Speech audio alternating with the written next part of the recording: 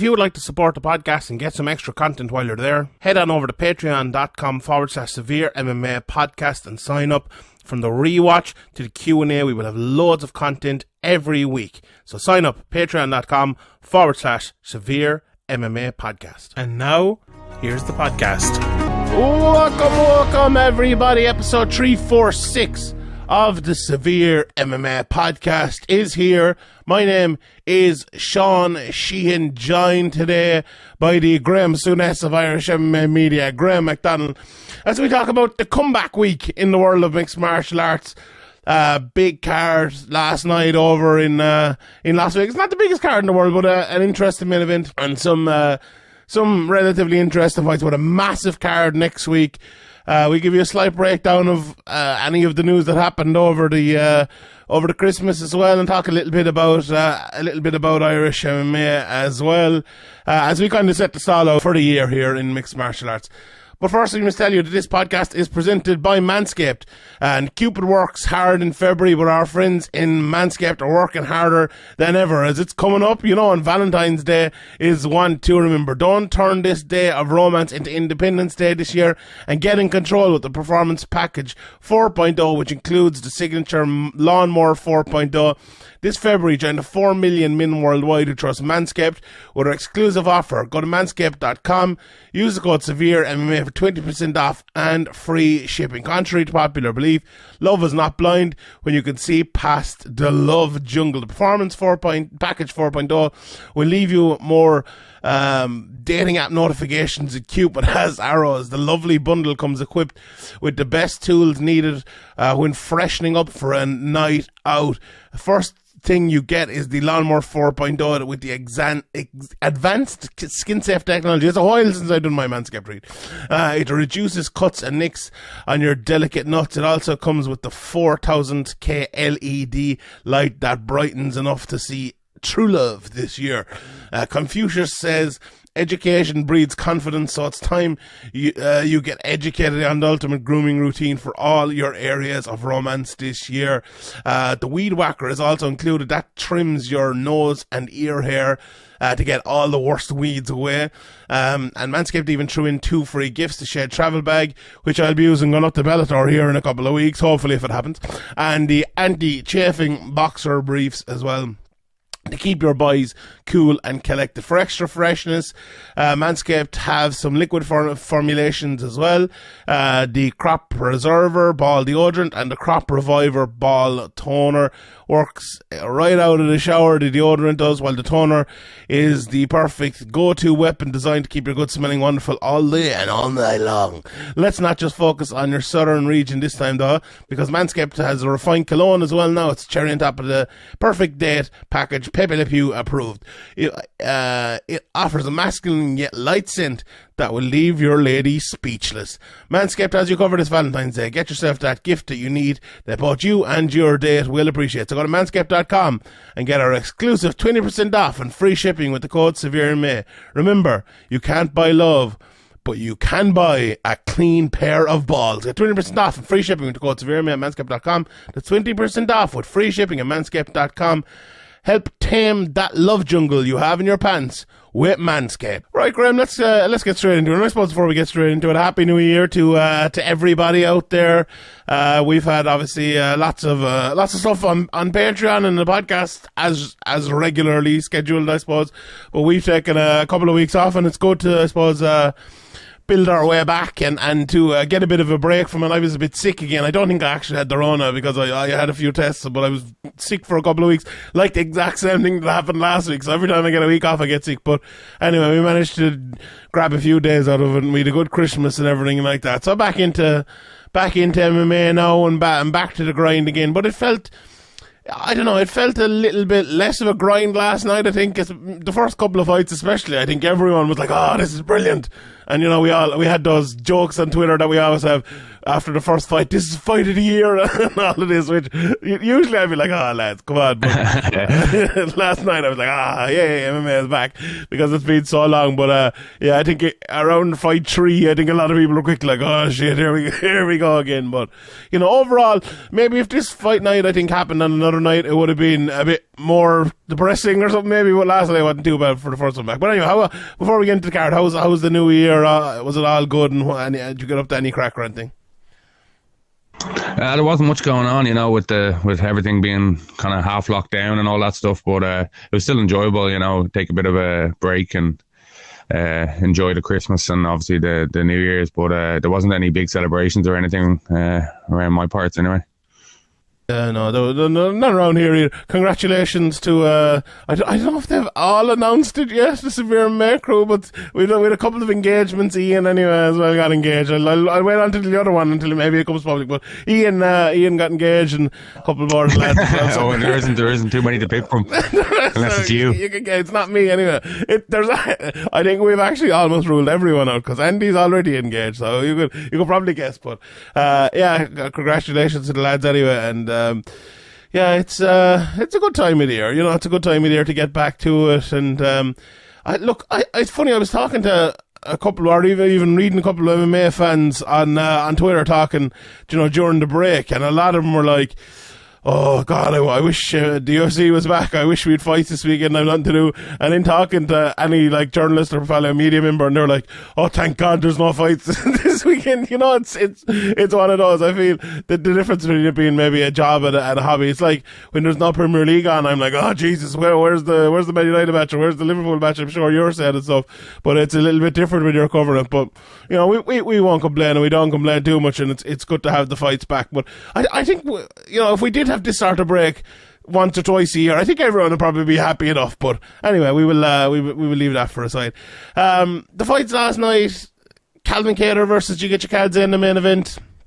I suppose it did deliver, but it delivered in a very different way than we were expecting. I think a lot of people, me and you included, Graeme, I'd say, assumed Giga would win this. We even did a podcast over on Patreon, myself and Harry and Ian, and we were kind of talking for a brief moment anyway, it'll be coming up this week, as if Giga had won the fight, and we almost forgot about Calvin Kattar, a little bit like even Pena the last, was it the last UFC or 2 UFCs ago?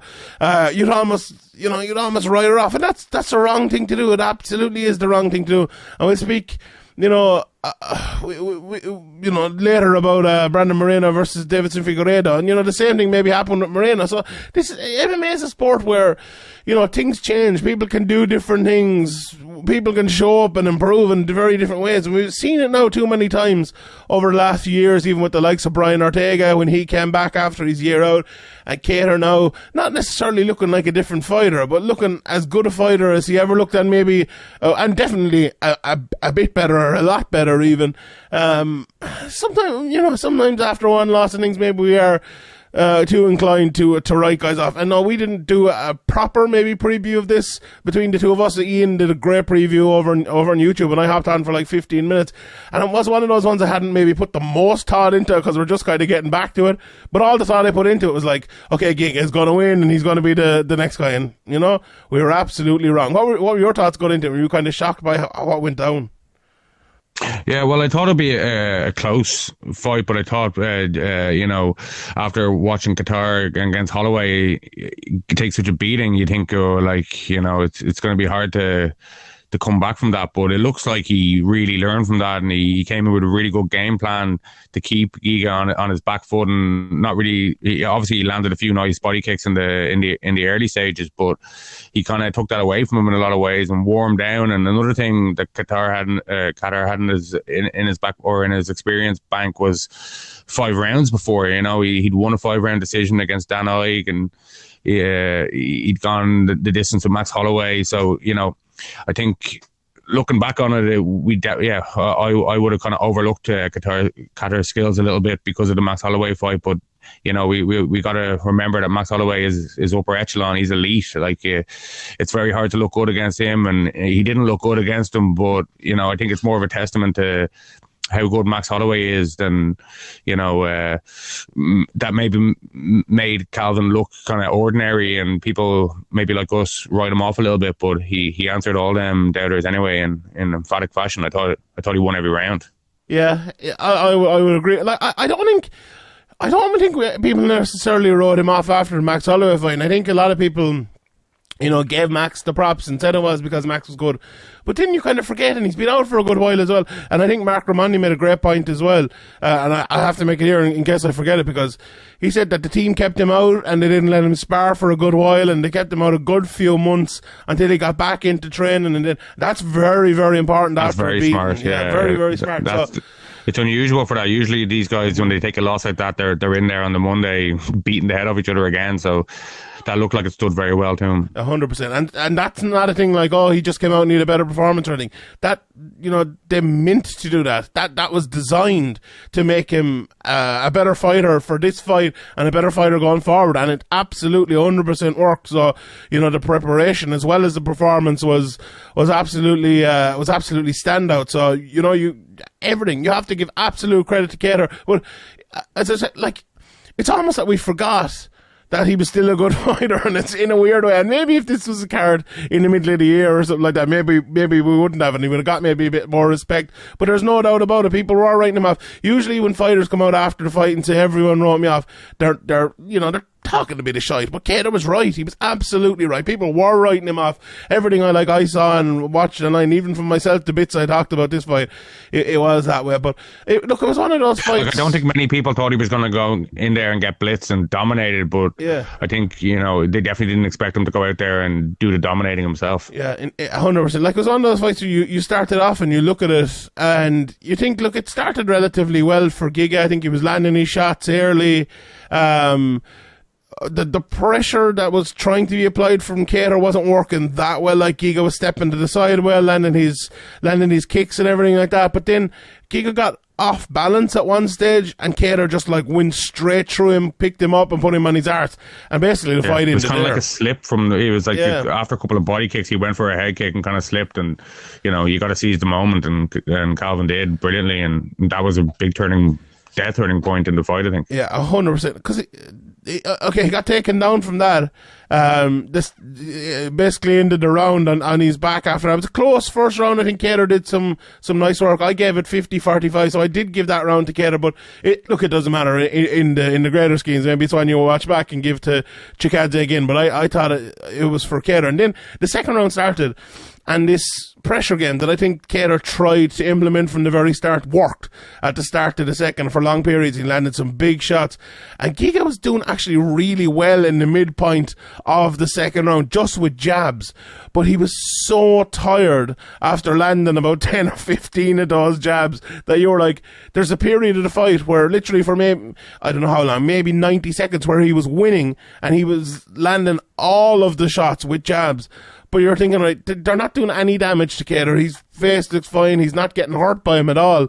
And it's not actually like winning you the possession of the fight, if you want to put it that way, the area of the fight, which, okay, for judging doesn't matter, but we're talking about the tactics of the fight here for a second. It's not winning you any of that, and it's just making you more tired. And when that jab kind of disappeared from him, then Kattar started taking over with the jab. The fight just went completely away from him. Kattar was just walking him down. He was landing shots, but in a way where it was like just shot after shot after shot. It was a volume win more than anything, and Chikadze he couldn't land. I remember I think it was or was it Dominic or Michael in the fourth round maybe, saying Chikadze is still throwing, but there's no hard shots. And then he kind of landed one hard shot, and they were like, kind of apart from that one. And that was it. It was like that. It was like, oh, you'd see him land a hard shot the other time. He landed a really hard body kick at one stage, I think maybe in the fifth round, but it was very sparse. There wasn't enough at all from Chikadze. And look, whether Ian actually pointed it out to me last night. I was talking to him on WhatsApp, and I was wondering what was wrong with it. But Ian said that he had big strapping underneath his, he had kind of a brace on his left ankle, or whatever you call it, ankle socks, and he had a strapping underneath that. Whether it was he came into it with an injury, or whether just his cardio is not that good, or whatever it may be. I know a few people were saying about that his cardio might not be the best in the world going past a few rounds. It certainly didn't look that way last night anyway. But Kattar did take it away from him, and a guy who runs fights like that, and a guy who, you know, is a guy who gets ahead. You know, we've seen it with McGregor before in the past. He's a guy who leads from the front, and when you know he no longer leads from the front, there's a slight bit of like, oh shit, and this is not my usual game. And when you're put into an uncomfortable position, that's when you get tired, and that's exactly what happened, I thought, to Giga last night. He didn't look himself as well. I think he probably came in with a little bit of an injury, and which may have like taken a little bit away from his cardio as well. But that only matters if Kattar is able to come out there and implement the game plan like he did to take that cardio to where you know it's going to cost you, and it absolutely cost him last night. What do you think of the tactics of the fight itself, Graeme? And was there any do you have any disagreement with what I said there?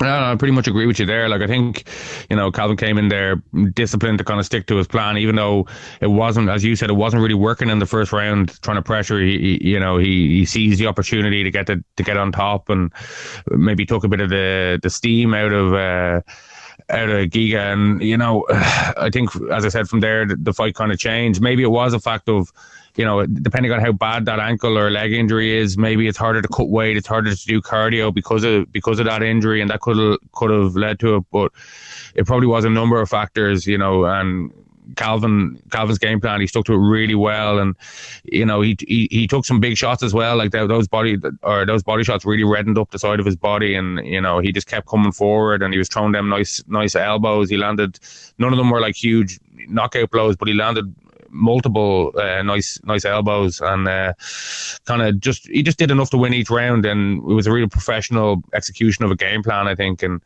he really wore Giga out, and you knew before, I'd say, you know, the third round even, that it was only going one way. And you know, it's a big win for Calvin coming off that Max Holloway loss. If he had lost this one, he'd be in a completely different situation than he is now. He has a big win in the main event, the first card back in a long time, so maybe there's a few more eyeballs on it, and it was a good fight as well. It wasn't, you know, maybe it is fight of the year now, but at this exact moment, but it won't be for long. It was one of those ones, really, wasn't it, where it's a good fight but one-sided, and I think sometimes people get away from those fights, like even Kattar and Holloway, people were like calling that one of the fights of the year.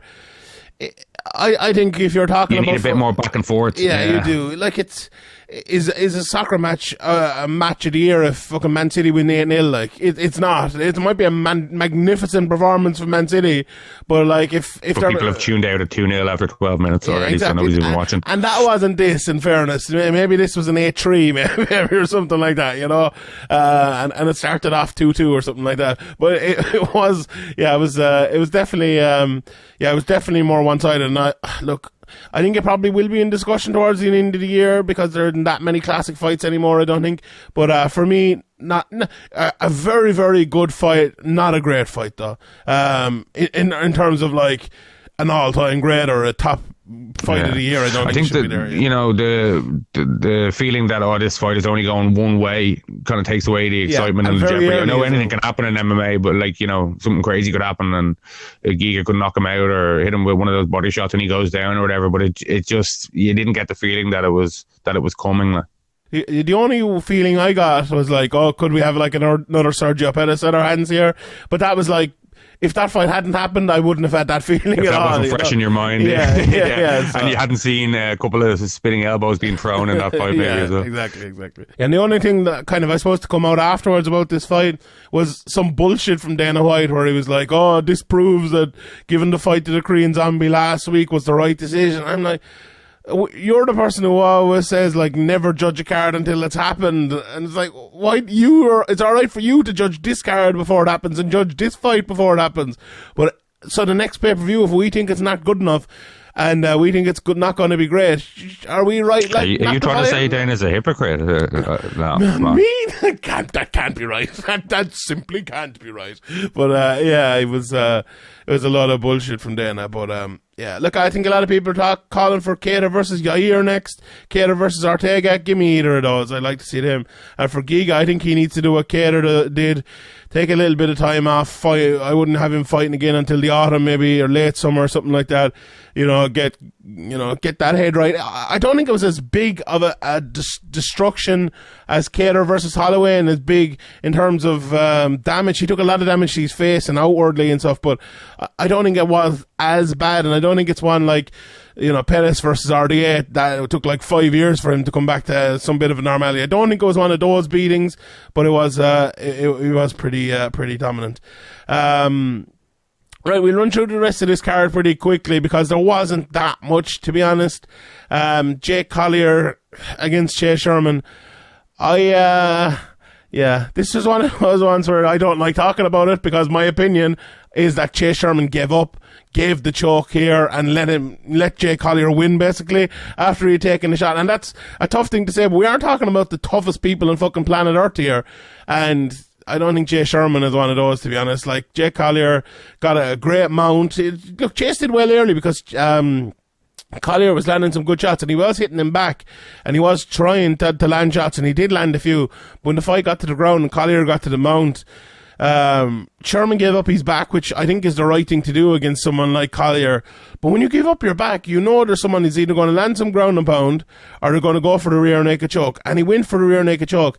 And it took him maybe like 15 to 20 seconds to actually get it on with a couple of different attempts, and Chez Sherman didn't try to fight it once. He was cut open badly.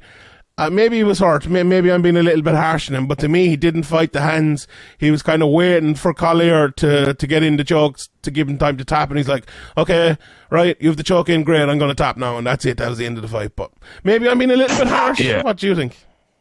Yeah, I think even from, the takedown was basically just he pushed him over and he just fell over, and it was just like, you knew where it was only going one way from there, I think. Even Jake Collier probably, would have liked a bit of more of a fight put up. They don't want to talk afterwards to be your opponent just basically said, yeah, I'm finished, and gave you the choke. So take a drink, drink. Do you hear the dog bark in the background? Yeah, the dog's not happy with this one from Chase's performance. Anyway, it'd be grand. Yeah, what wasn't a classic. Brandon Royval and Rogerio Bontorin. Look, a relatively close fight. It was a split decision. I did think Royval, I think it was the first round, was the one that the split. I thought Royval did win it all right. Look, it was one of those fights where we had two very different fighters who fight in kind of the same way. Like, Royval is one of these lads when he gets to the ground and he like straightens his body out. He's like planking just to get out, and he's really awkward and weird. And then Bontorin is just all about like voice gripping him, holding on for dear life. It's so weird. It was a very odd fight, but yeah, one of my bets for Sherdog was this to go to the decision, and it happened, so I was happy enough with that. But I think the right guy came out, Royval. It was weird. It was one of those fights where, like, if Bontorin in the first round, if instead of holding on like so tightly, if he just had landed a few more ground and pound, if he had postured up for a flurry, he could. Like, that round was extremely close. He could have won that, and if he had won that, he would have won the fight. So yeah, it's easy to be the Monday morning quarterback or the general after the battle and all that, but that's how close this fight was. I think the Monday morning Mac Jones, it's easy to be that, but yeah, it's our Sunday morning even, sure, look it. But Caitlin Chukagian then does what Caitlin Chukagian does. I thought it was a little bit of a better fight than I was expecting maybe, but Chukagian by decision. There's nothing. If you've ever watched a Caitlin Chukagian fight before, this is what exactly happened again. So, the next fight then, this is a guy whose name you're going to have to start learning, Vyacheslav Boryshev. This guy is championship material. He is brilliant. He has power. He showed last night that he's well able to fight in the ground, that his takedown defense is good as well. He knocked out Dakota Bush after losing, I think, a large portion of that fight, and just destroyed him with they say liver shot here. I don't think it was. I think it was too high up. I think this was just like a rib crushing shot. You never see in combat sports a guy. Usually people get hit in the body, whether it's rib, whether it's liver, whatever it might be, and then they feel it, go to a knee, and they're like, I can't do anything.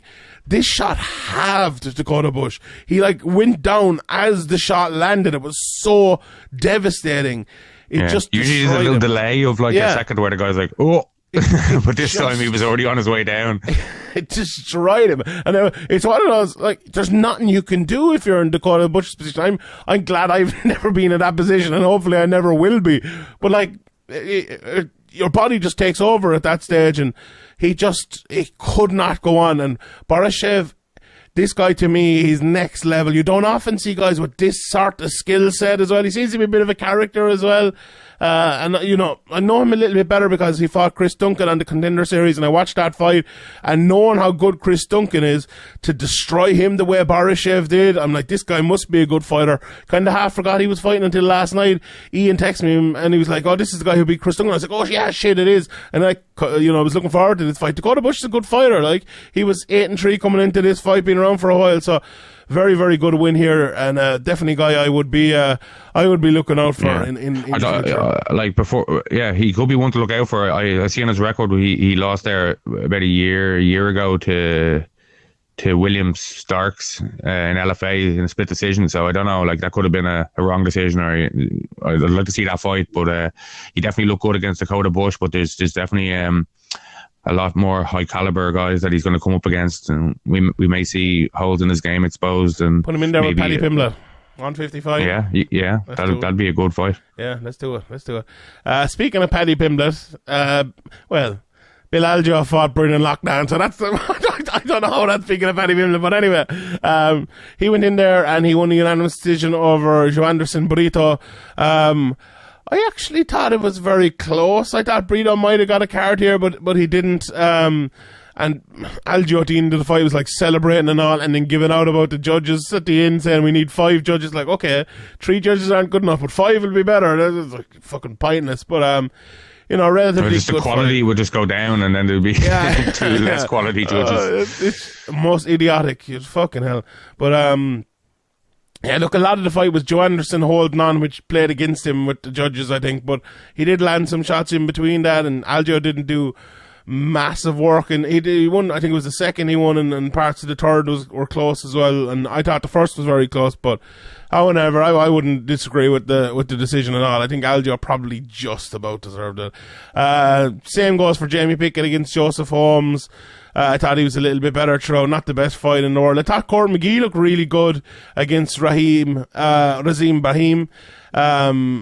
Good performance over 3 rounds, as we're noted to see from Court McGee. He looks to be in fantastic shape, probably the best shape of his life, I would say. I haven't seen him, fighting for probably the last decade. So great to see Court McGee still doing it.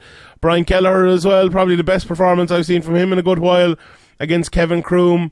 Kevin Kroom is like a guy, you see him, and he's lots of fights now. He came in, I think, to the UFC on short notice at one stage, and I thought maybe he would be able to rise a little bit higher, but I don't know, maybe not. But good win for Brian Kelleher. And then TJ Brown against Charles Rosa. Charles Rosa came in, took this on 3 days' notice. I thought it was a good performance at 3 days' notice. I always loved watching Charles Rosa fight. He's one of those guys who always delivers. If it goes to the ground, he will he will make it a fun fight. He'll never give up as well. He came on strong in the third round, even though he took this fight on very short notice, as you mentioned. He's definitely a tough ask, and on short notice, TJ Brown taking a tough guy like that when he probably didn't need to as well was a bit of a risk, and it's a very good win for TJ Brown, I think. 100%. And he's been working, Charles Rosa as well, he's been working with Dean Barry. I know Dean's been out there, and I thought his kicking looked a lot better in this fight as well, so working with Dean is obviously paid off for him. We'll talk a little bit about Dean later in the podcast as well. So, but a good win for TJ Brown, who I thought looked pretty good in this fight as well. So, fair play to him. Before we talk about next week as well, KSW had a card at the weekend. I'm still catching up with it actually at the moment. Just woke up and recorded it, so I haven't had a chance yet. But by all accounts, the top 2 fights were relatively close. Bo went to a decision with Zalowski retaining his title, beating Boris Mankowski 3 rounds to 2. I think he won the last round there, and the same goes for Ibrahim, who beat Thomas Narcoon, who was the longest reigning KSW champion, and he beat him by unanimous decision for the light heavyweight championship as well. So that was definitely a shock in that one. Mikel Materla defeated Jason Radcliffe. That I tweeted out that knockout, a really nice looking knockout in the first round. Hurt Materla over the top with a right hand and finished him with a bit of ground and pound in. So, or hurt Radcliffe, sorry. Materla won that fight. And, Materla being obviously around for a long, long time, and he's, very, very good. Winning, good to see him back in KSW after one fight away as well. Thomas Rankowski ended up losing against Katsubowski in this one. Nicholas Backstrom in his comeback fight lost to Sebastian Rakowski, whose brother was beaten by Donovan Desme, Lucas Rakowski by submission with the arm triangle in the second round, which I called. If anyone's listening to the Sherdog betting show, I called both of them, and I actually gave Materla to win as well. So if you're betting on my KSW picks, you'll be doing pretty well. But good to see Donovan Desme back in winning ways. A lot of people who watch Cage Warriors especially know his quality, and he lost his first fight in KSW, but he's back to winning ways there. So I'm looking forward to catching up with that card. I'm sure Sean Denny will be talking about it and the lads as well. Maybe we can mention it on the preview show for next week as well. But good stuff in KSW. They always put on good cards, and looked like this was another good one as well from the bits I caught of it. So good stuff from them. All right, let's talk a little bit about UFC 270. Obviously, the first big pay-per-view of the year. This is the time every year where I'm like, right, I must start keeping my lists now for next year. Knockout of the year, card of the year. I'll probably have like one draft in my Gmail, and that'll be it.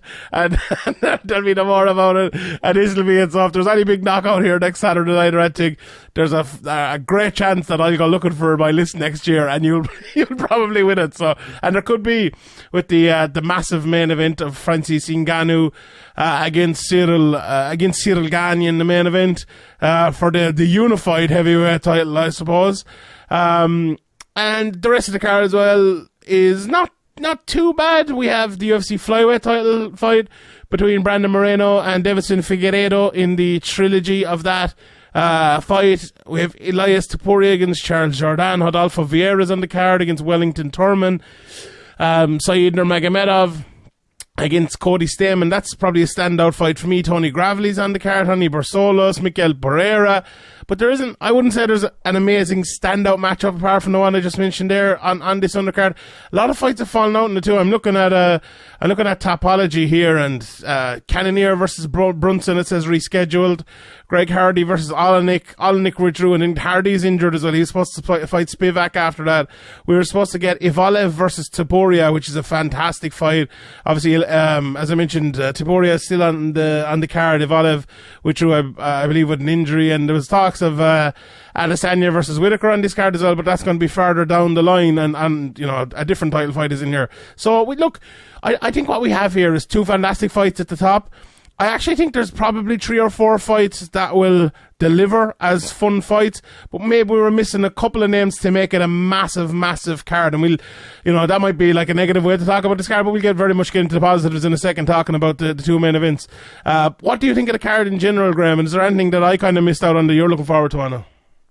Well, yeah, I think as you mentioned, the UFC would usually kind of like to come back with a bang after a break, especially in the new year, and obviously having an undefeated heavyweight against Francis Ngannou, one of the heaviest hitters in the history of the UFC and heavyweight division. So obviously that's a huge fight, and the championship being on the line is a big fight. But I think something yourself and Harry were talking about on one of the Patreon podcasts about rushing these rematches, and if Figueretto had gone out there maybe and taken a few guys out impressively in the top 10 or 15 even, and then fought Moreno again, I think there'd be more excitement behind this. But you can also from the other side understand why the UFC are doing it. But I think this fight it'll probably be a really good fight, like, you know what I mean? But it's not one people are really looking forward to. This fight is for most people, I think, is a one fight card. Yeah, it probably is, I suppose, for a lot of people. You're right, but I do think the co-main event is good. But yeah, you are right. It's like I mentioned on one of those podcasts as well. I think it'll probably actually be coming out this week. I don't think it's out yet, but it's like this. Look, we talked about the Max Holloway Volkanovski matchmaking and stuff ad nauseum in the last week here and on Sherdog as well, so I won't go over that again. But it's one of those fights, right? I think a lot of people, they heard Max Holloway versus Volkanovski and they were really excited. You know, they think it was the right matchmaking and everything like that. But then there was actually a lot of people as well. I would say maybe 50-50. But even if it's not, let's say 40% of the people heard Max Holloway fighting Volkanovski and were like, ugh.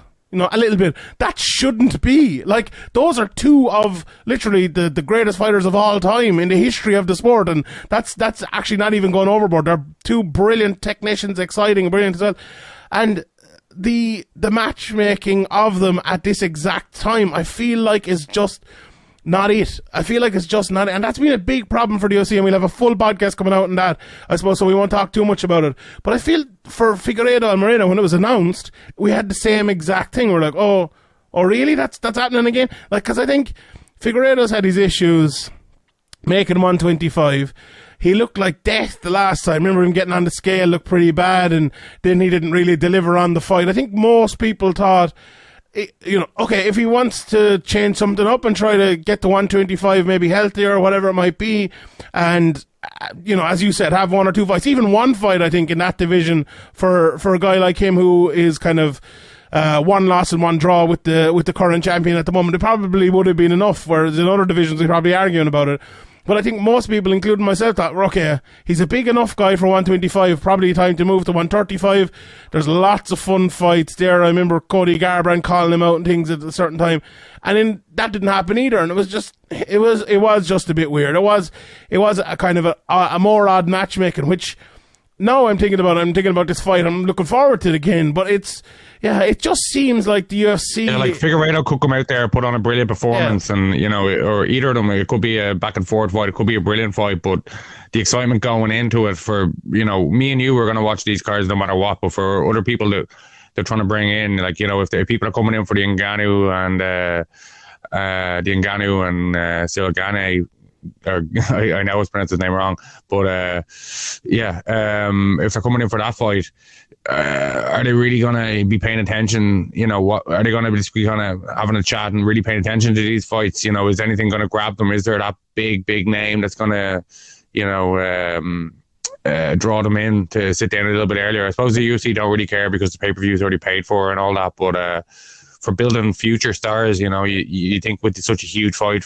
and, you know, everybody likes a heavyweight fight, even if you're not really like a big MMA fan or a big boxing fan. When there's a big heavyweight title fight with two serious guys, like, a lot more people will tune in. So, you know, maybe the UFC are kind of missing a beat there, and they could have put a few more up-and-comers or big prospects on the main card underneath these two guys. Yeah, I would tend to agree. And they have a few, don't get me wrong. Like, I think we all think Said Nurmagomedov is a very good fighter, and I think Topuria is one of the best fighters in the world. He'd be, you know, and they tried to match him up a little bit better. I think the Jordan fight's still a good fight, don't get me wrong, as well. So there is a few, but it's names that we would know, or probably a lot of the people listening to this podcast would know. But if you're listening to this podcast wanting to hear a preview of Francis Ngannou, they've already got our money, you know what I mean? Yeah, but no, that's what I'm saying. Like, if you're thinking, all right, you heard the heavyweight title fights coming up this weekend, let's listen to Sean and Graeme, see what they have to talk about it, and let's look down through the card. And it's like, well, okay, I'll put on my clock for 5:30 in the morning if I'm here in Ireland, and I'll watch that one, and I won't bother watching the rest of the card. It's not actually, it's a weird one though, because we're looking at it from that perspective. I actually think it's not bad. It's not a bad card at all. It's a good card, but it just doesn't draw you in anything. And I actually think in practice it will be worth watching, and it will be very good. But we shall digress on that one, and we'll talk about the big fights.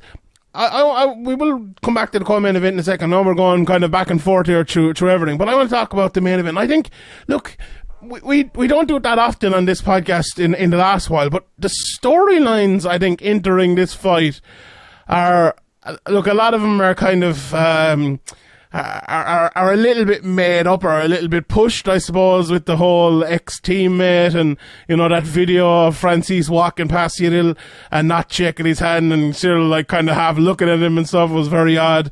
And that's fine. But I think the biggest storyline actually is the one with Francis. And, you know, there's talks of if he loses or whatever it might be, he's only one fight left in his UFC contract. And, you know, we won't get into this bullshit boxing, Tyson Fury talk and all of that. But it does look like he is very unhappy with the UFC.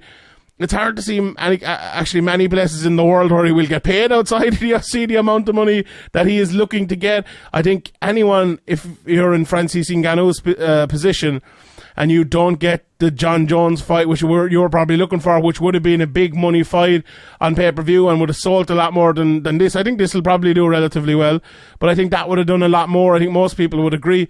You probably are a little bit mad with the UFC. And you're probably thinking, like, is the grass green or somewhere else? I'm not sure if it is. I actually don't think it is. You know, yeah, that's really the problem for him. Like, you know, he can try and bargain hard all he wants, but Dana's like, you know, he's dealt with a lot of hard bargainers, and it's all well and good too, isn't it, saying, I'll fight Tyson Fury, but that's not going to happen, like, is it? Yeah, I don't think Dana will be too flustered by that, you know what I mean? It's a tough situation because, you know, he does on all these fighters, nearly all of these fighters, or all of them, we can debate about that, it's a different conversation, but they, you know, these guys who are bringing in big draws, selling pay-per-views like Ngannou do deserve more than they're getting, but as you said, where are they going to go and get more? They might be able to get it for 1 or 2 fights somewhere else, maybe, probably not even, but possibly. And then where do they go from there? You know, if Ngannou can keep doing what he's doing in the UFC, you know, I think that's the best way he's going to make money, even if he has to fight on a similar deal to he's on now. That's kind of just the unfortunate reality of the situation. Yeah, and I like the way fighters are fighting for this money, because that's what you need. But the UFC are in such a strong position, and, you know, we've heard about the lawsuit that's been going on, it seems like a decade now, you know, with the whole talking about it being a monopoly and monopolistic things. I don't think it is that. It shows some traits, absolutely, but there are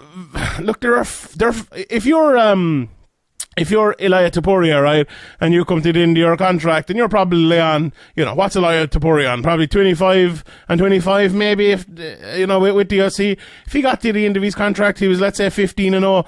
I'm sure Bellator would love to sign him and probably give him like 50 and 50, maybe, you know. But if you're Francis Ngannou and you're maybe on pay-per-view points and you're getting 2 million for a fight, you know, Bellator would love to have you, but can they afford to give you 3 million or 4 million or 5 million, you know? I don't think they can anymore with losing to the zone deal. And at the time, a few years ago, when they were signing lads for bigger money, they were talking about pay-per-view, and they had done a couple of pay-per-views. I don't know whether they're going to revisit that or not. Like, if they had a Francis or maybe a John Jones or a Conor McGregor or something, maybe they would then. Like, what other options are there? We talked about boxing. Maybe you'll get one boxing fight, or maybe you'll get a BKB fight, and they'll pay you a godly amount of money. But you can't, like, is that a thing that can keep going? Like, you talked to Artem there a couple of weeks ago, and he said, look, I'd come back if they gave me a large amount of money. So the large amount of money he got for the BKB fight was there, but it quickly kind of dried up, you know? And I think that will be a big issue for anyone. And now, we're saying that, we're a little bit kind of supposed to then devil's advocate here, but also telling kind of the truth. Like, Francis, he's in a really bad position because he should be getting more. He knows he's kind of getting taken here, but also, like, what can he do? There are no other options. There's no viable options to make more money that are safe. You know, you could take a big risk, but it's a big risk, a very big risk. Yeah, like, the best thing he could do here is win the fight, you know, and sit out. And, you know, and the last time he tried to sit out, they made an interim title about 2 weeks later. So that's... Yeah. And if you win with one fight left in your contract, it rolls over the champions clause if you are champion. So he's then stuck in another contract. So he's obviously pissed about the situation and the kind of the way the contracts are structured as well. But, you know, the UFC have the fact that you signed the contract, you know,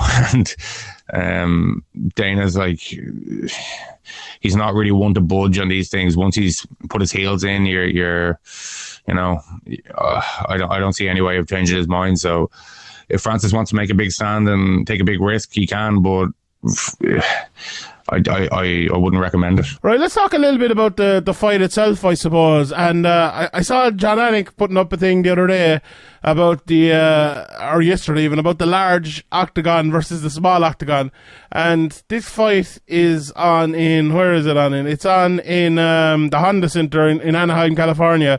So I suppose it will be the larger octagon, which is, for a heavyweight fight, and for Cyril Gane, a massive, massive thing coming in here. Huge for Cyril. Huge. Yeah, and I think it's huge in the co-main event as well. We'll get to that.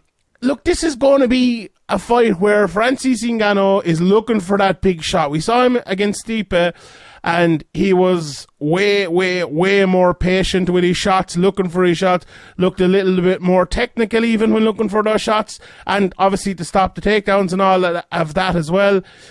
And I think he will be a little bit less patient here because there really isn't the threat of the takedown for Cyril now. Could Cyril throw in a few takedowns? Maybe. I think that probably actually would be wise.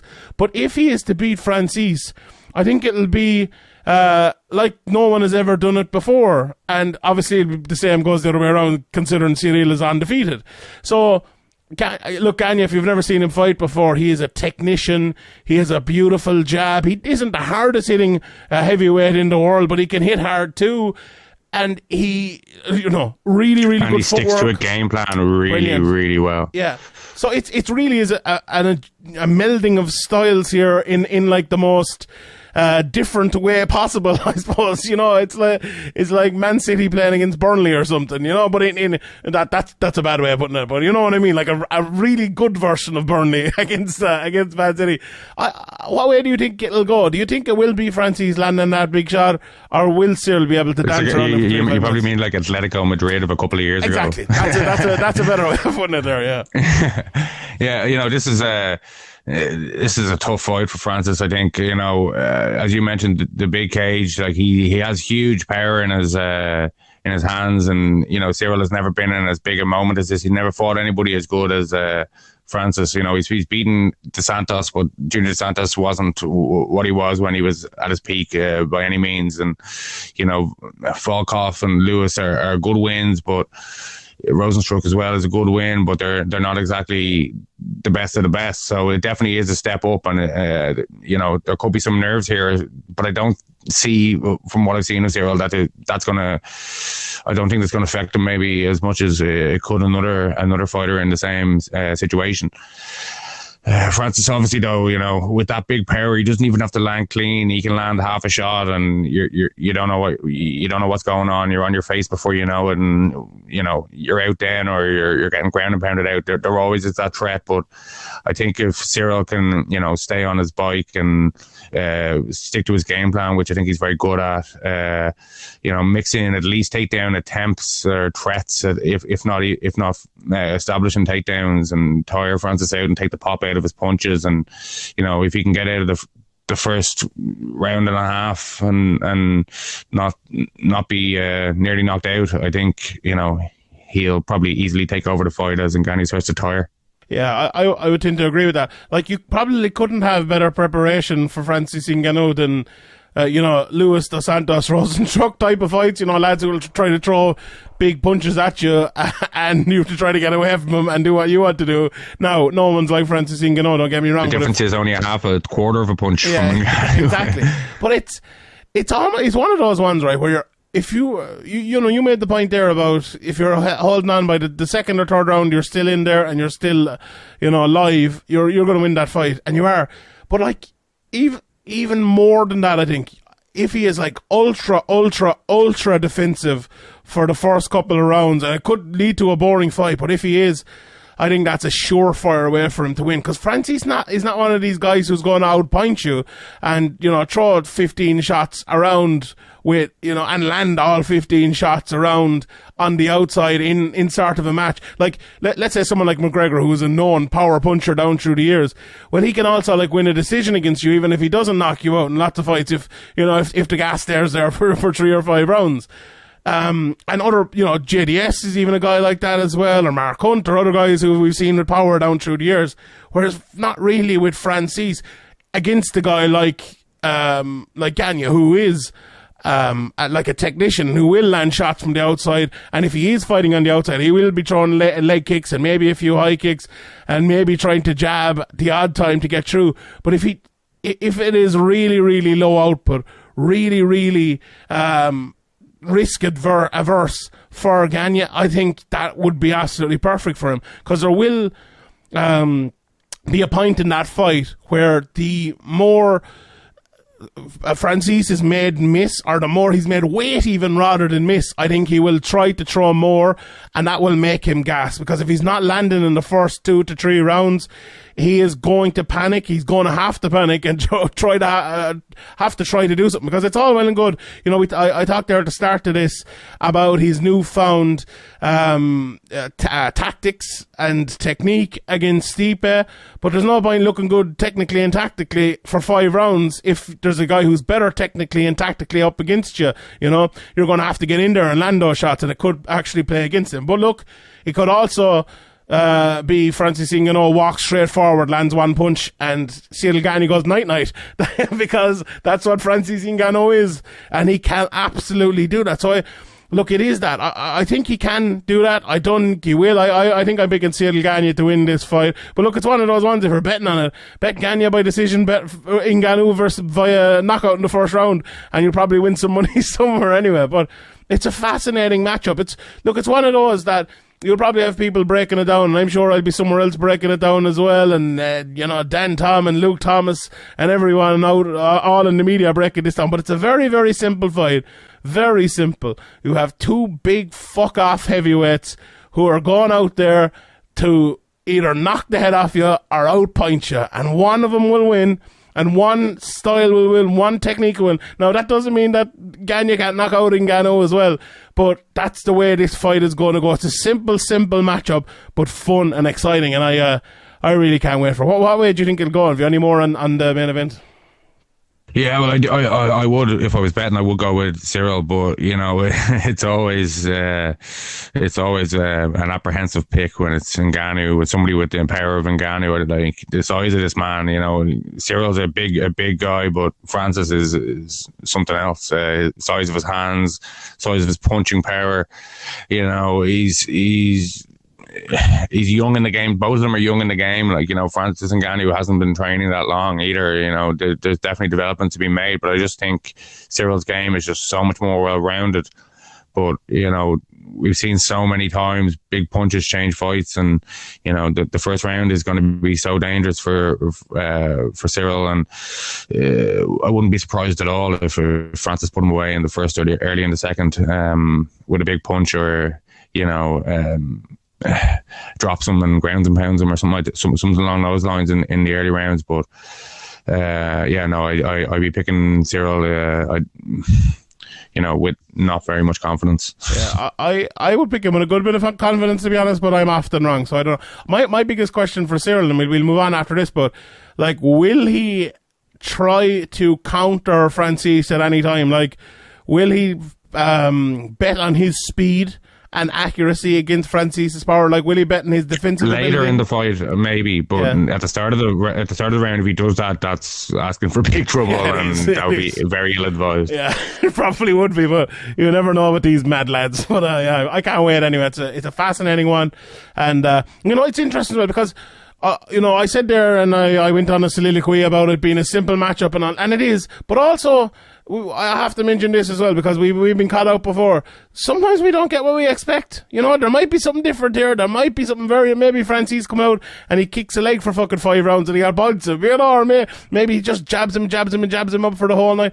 Now, you know, I don't think so, but something different could happen. These high level fights are often decided by something different happening, and it'll be interesting to see and look out for that as well. So I'm really looking forward to it, and I can't wait for that one. Right, let's talk a little bit about the co-main event, Moreno against Figueretto. I think it's a very interesting fight, because the first fight, you know, Figueretto came in as a big favourite. Obviously, we had what happened there. We had the draw, and Figueretto got tired and kind of towards the end of it, and Moreno did really, really well. I think a lot of people thought Figueretto still won the fight. Then we had the second fight, and Moreno came in there. He looked more confident. You know, I think he kind of accepted himself in that level more than he'd ever done before. I think everyone will probably agree as well that Figueretto maybe didn't have his best day, as I mentioned earlier, with the weight cut and everything like that. And Moreno was able, you know, to go in there and not only go in there and win, but get the finish in, well, I think it was the third round, wasn't it, with that rear naked choke. So yeah, third round. It's an interesting fight coming into this one. I think a lot of it depends on what Figueretto shows up. The questions around Figueretto. was it the weight cut? Was it the first time coming in there? The first time when it was a draw, coming in there, taking him lightly, like he said after the first one. He came into the second one saying that, and then he looked terrible on the scales and kind of got beaten. He was second to everything nearly in that fight, and ended up getting submitted and kind of dominated in a lot of ways. So this is before that Moreno fight, I thought he'd probably reign at the top for the division for a couple of years, but maybe it's just the style matchup of Moreno is a bad style matchup for him. He's got a lot of questions to answer here. It's a tough one to pick. After the last fight, it's hard to go against Moreno, but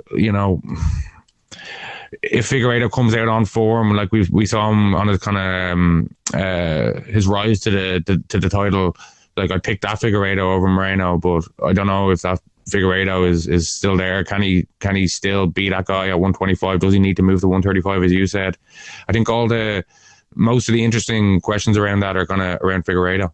I would tend to agree with you, and that's exactly it. And I don't want to be disrespectful to Brandon Moreno necessarily here either. I think he's a very, very good fighter, but I do think, and I think you'll probably agree as well, like the best Figueretto beats the best Moreno. I think if they both show up at 100%, Figueretto wins that fight, but as we're both kind of alluding to, will that best Figueretto show up? Because yeah, I want to see him on the scale before I make any bets anyway. To make the final pick, yeah. I have to put out a betting show on wins that. So in fact, I can't do it. Maybe you'll see him on fight week and stuff. But yeah, look, if you look at those Benavidez fights and the Alex Perez fight and the Tim Elliott fight, where he's just blitzing these lads in the first and second round and destroying them, and getting submissions and finishes here. Looking so complete and stringing everything together beautifully, and then finishing Joseph Benavidez 4 times in the space of about 90 seconds. People don't do that to Joseph Benavidez, even at that stage of his career. He just he looked on a different level. He reminded me of a little bit of Amanda Nunes and funnily enough maybe Amanda Nunes again now at this stage of his career, but we always knew Figueretto was a good fighter. Maybe I didn't actually before someone gave out to me, one of the lads on Twitter. I kind of scoffed at him once when he said that Figueretto would be a champion, but soon after I changed my mind.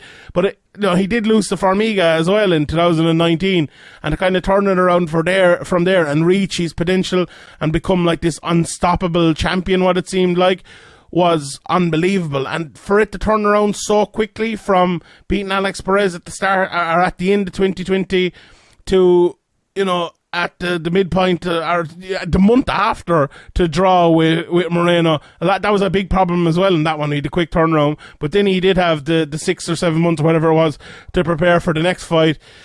It has been a quick turnaround, and whether that's something that happened in especially the second fight, because I think everyone thinks he won the first fight, whether that's something he can turn around, whether he can accept and whether he can change it or not is a big question here. But if he comes in, he will come in early and he will, I think he'll be confident, he will throw his big shots, and it's a very similar fight, I suppose, to the main event, in that if Moreno can weather that, tire him out a little bit and keep going late, we know Moreno, he's a very, very good fighter. He choked him out in his last fight, we know that. He's won lots of decisions in the UFC against guys like Royval and Formiga and Kattar of France and others. We all know how good Moreno is. So I think if he can survive that first, second round, I think Figueretto's maybe mindset will go against him, and Moreno will take over and end up winning that. But yeah, I'm looking forward to it as well. Maybe it isn't the fight that makes the most sense, but it is definitely a fight. It's definitely a fight I'm looking forward to, and I can't wait to see it on next Saturday night. There's no other massive event, and I look at we've talked a little bit about the other fights, and we've said aside Nurmagomedov, Tony Gravely, and others on this card. Barcelona's my guy, Mikel Pereira, is always going to be exciting. It's always exciting to see him. No massive card next week either. Apart from that, the LFA have a card. Doing good things there over in the States with their 125-pound title on the line in that one. Bellator are back in the week after that. We'll obviously speak about that as well. On the Irish MMA front, Graeme, over the Christmas, there hasn't been lots. Obviously, we came out with the awards, and I think they went down pretty well. Got no reply from Ian Gary, though, the Irish fighter of the year. He's gone too big for his boots now. Big time. Big time Gary. Yeah, Leah McCourt was delighted. I was happy for Leah. I think she deserved it. You know, we've seen before Danny McCormack won it years ago. Sinead Kavanagh won it. You know, Aisling Daly. I think Dee Begley even won it one year when she won did she win the gold in the amateurs or something like that? So it's been spread around a lot, and I think the fact Leah had never won it was a pity, and she definitely deserved it for this year. But yeah, I think FAI were delighted winning Gym of the Year as well. And it was a great year for Irish MMA and all. You know, as we look forward, Dean Barry has put up in his on his Instagram that he signed with the UFC again. From I think what we're hearing, that the Mike Jackson fight looks like it's going to be happening again. They're trying to get that back on. So if I am not mistaken, that's going to be on a fight night on around April 23rd. So I don't know if that's news now or not by the time this podcast comes out, but that's what they're targeting and looking at anyway. You know, with that fight, it's a bit cursed, so whether that happens or not now, we'll wait and see. But, you know, McGregor seems to be back. It's like Habib versus Ferguson all over again. It is. McGregor seems to be back in the gym doing a bit of stuff, and I know he's not back 100% training or anything yet. He did an interview with someone a while ago, and he said, like, it's, you know, he's on his way, but not there yet. And then we have, you know, we mentioned Ian Gary, no word on his next fight yet.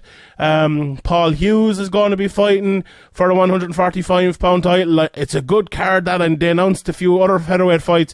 And Ian Dean, replying to me, he said, we'd love to put on like a full featherweight card, which I think would be brilliant. Harila is on that as well, and Hinden and a few others as well. So, you know, hopefully we see Rhys McKee back. We have obviously the massive Bellator coming up, which we talked about just before. Hopefully with the restrictions in Ireland, that is able to happen. It looks like the Taoiseach was on the Late Show at the weekend, and he was kind of half hinting that, look, we're on track for the restrictions to be lifted. They're supposed to be at the end of the month. So hopefully that happens. I don't know if it will or not, but yeah, look, as we get into the new year, it's been a very slow start to the new year for MMA and Irish MMA and all MMA, but that's good. You know, we needed a bit of a break.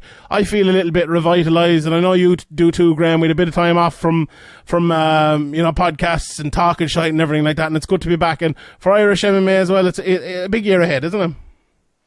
Yeah, well, there wasn't much of a break. We obviously have loads over on Patreon there as well. But yeah, there was a little bit of a break from the regular podcast. So it's nice to be back. Obviously, it was a good year. We obviously, you mentioned the awards. We obviously have a podcast on the same feed that you're probably listening to this on. If you missed that over Christmas and New Year's, you can go back and listen to that. And we have Sean's 20 bowl predictions. Review of last year and the announcement of this year's bold/stupid predictions. Indeed. What do you think? What do you think of McGregor? I put up a video over the Christmas. I suppose we're coming to the new year. We're an Irish MMA podcast. We very rarely talk about Conor McGregor. We should do it. I think Tony Ferguson is the fight if he's coming back. What do you think? Yeah, I think we talked about it before. Yeah, I think it makes sense. I don't think there's any rush to come back. I think with something so serious like broken, you know, fibia or tibia or whatever it is,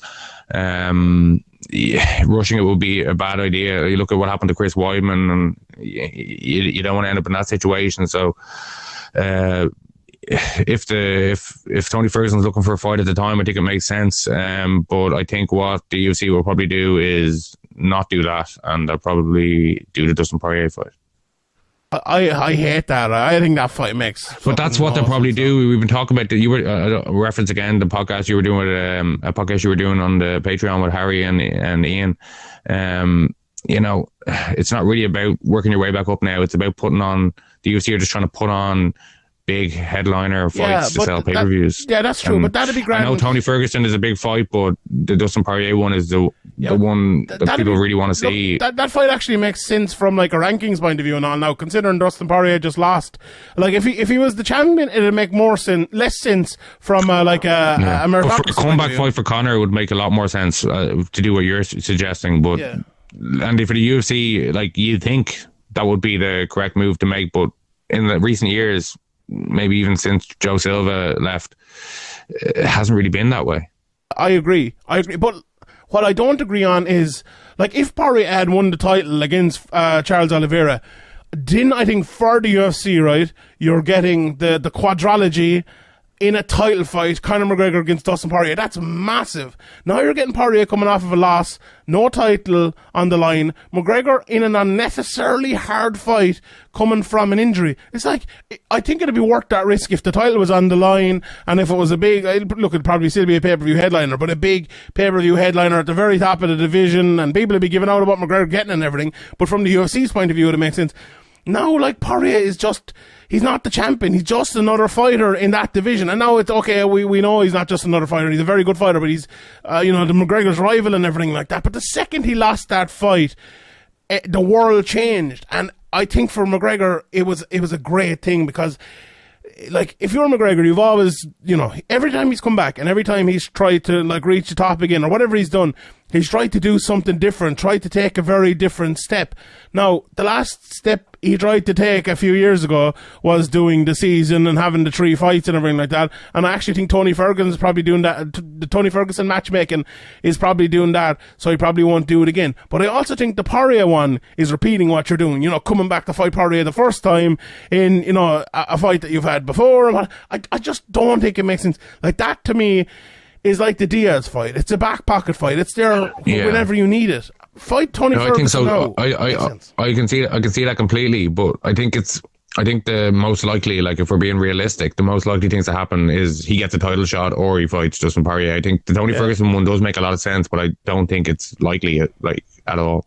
But you never know. But I don't think. How many pay-per-view boys do you think Ferguson versus McGregor do at the top of a card?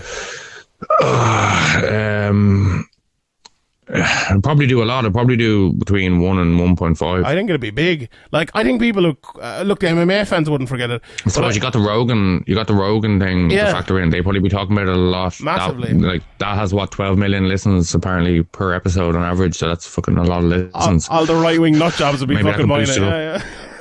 All the anti-vaxxers will be buying the fucking McGregor. But we wouldn't forget it. Everyone listening to this podcast wouldn't forget where Tony Ferguson is now. But Joe Schmo on the street would forget it. Absolutely. That fight would be massive, I think. I don't know. It makes too much sense. And that's why I think it probably won't fucking happen. But we need to get Conor on board. And we know he listens to the podcast. It makes such sense. You beat Tony Ferguson. You earn a load of money.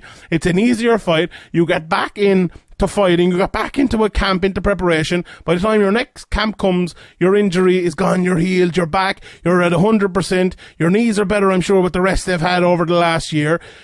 Come on, fight Poirier next, or fight whoever it might Conor's be. probably going to want to fight Oliveira. Is Oliveira going to probably want to fight Conor? Maybe. Is Dana going to want to put that fight together? That could happen probably. Too. Or ESPN going to want that fight? Probably. Definitely, Yeah.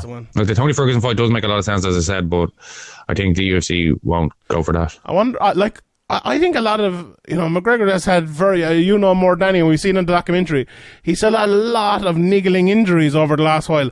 I wonder, will this, year out actually help them a little bit, and will he, no one wants to get a broken leg, but I wonder would it actually be good for him to let things heal maybe a little bit, or maybe, I don't know if he's had little bits of surgery or anything like that to get things scoped, or maybe little bits of physio that would help him. I don't know.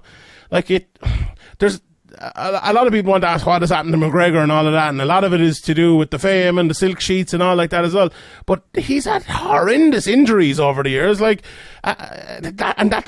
just rule that out as part of it as well, I think is a big thing. And your knees are very important, MMA, especially when you have a style like Conor did and does. There's no doubt about that, really. Yeah, no doubt about it. You sound like Alex Ferguson there, but yeah. Right. Anything else, Graeme, to talk about before we go? Man United versus Aston Villa. That was a great performance from Man United, I must say. Best performance of the year so far. Unlucky towards the end. That doesn't say much best performance of the year so far. It's only 15 days in. If you look at the stats, I'd say Villa had all the main stats over you, bar the scoreline, which is obviously too old. You were bringing out fucking XG next now, boy, which are 30 minutes in the first half, the keeper threw one in, and then they played you through, and nice through ball for Fernandez to kick it down the middle to go. You'll be on about your XG. Yeah. Well, we leave it there.